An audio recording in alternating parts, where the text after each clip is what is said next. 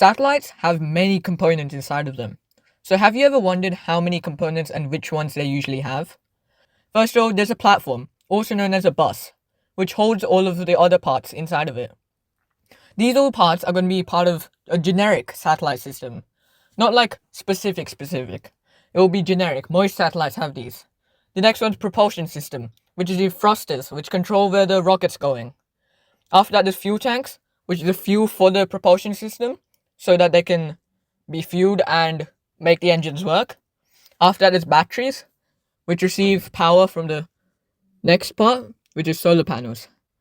And the solar panels use the sun's rays to capture energy and convert it into electricity, which gets stored in the batteries. And there's attitude and orbit control functions, which make sure that the satellite is facing where it needs to be and its orbit is where it's stationed. There are lots of different types of artificial satellites, which include communication, remote sensing, GPS, geostationary, drone, polar, nanosatellites, navigation, and ground.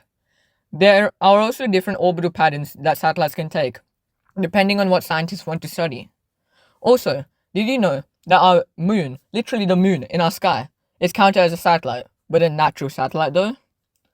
And for things like a GPS satellite, they would have different types of components which send data and receive data, because they need to receive a signal where the signal is coming from, so they can send the data right back and figure out where their position is.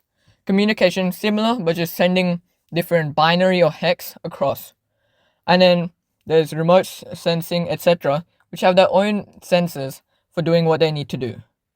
So to summarize, the main parts of satellite is a platform, propulsion system, fuel tanks, batteries, solar panels, attitude, and orbit control functions. But there are lots of different parts, which can be part of very specific artificial satellites.